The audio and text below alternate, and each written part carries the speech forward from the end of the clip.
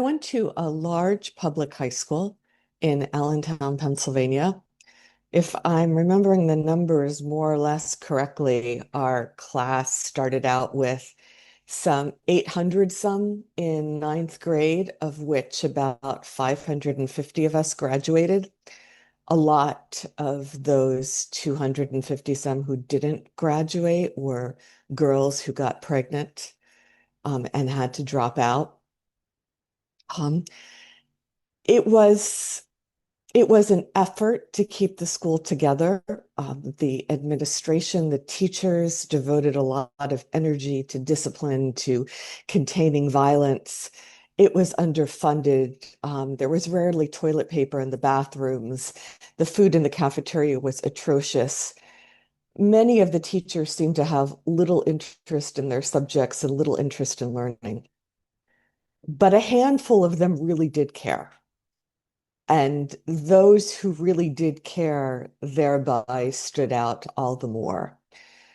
I'm thinking about Sarah Ann Thomas and Jackie Morey and Stephen Hatsey. Thanks to them, I read as a teenager Macbeth and Tess of the Dubervilles and Wuthering Heights and plays by Samuel Beckett and Eugene Ionesco and Leroy Jones. Thanks to Stephen Hatsey, I heard of the Harlem Renaissance as a 16-year-old. Those are texts that have stayed with me. And sometimes whole fragments of them verbatim have stayed with me throughout my life. But I want to spend just a moment to talk about one more person in particular whose name was Robert Fisher, who taught AP American History and Soviet Chinese History in the late 1980s. This was the Reagan era, the evil empire. His interest in the communist world and his leftist inclinations caused some of his colleagues at the school to call him Comrade Fisher.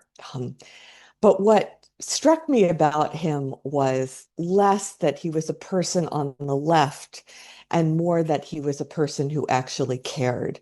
When he taught the history of slavery, he taught it with a profound sense of moral obligation to make the present generation understand what that was about and what it meant. When he talked about inequality, it wasn't polemical, it was about forcing people to think about what inequality meant, and what resentments could grow from that. He was also just a great lecturer. He told history as a series of stories and he captured my imagination. And it was because of Bob Fisher that I first told myself that I want to become a historian. It was because of Bob Fisher that I did my first independent history research project, which was about the history of theater in Lehigh County, which was a project I loved. Um, when I heard that he died last year at the age of 80, I regretted never having got back in touch with him, because all these years later, I know that I owe him so much.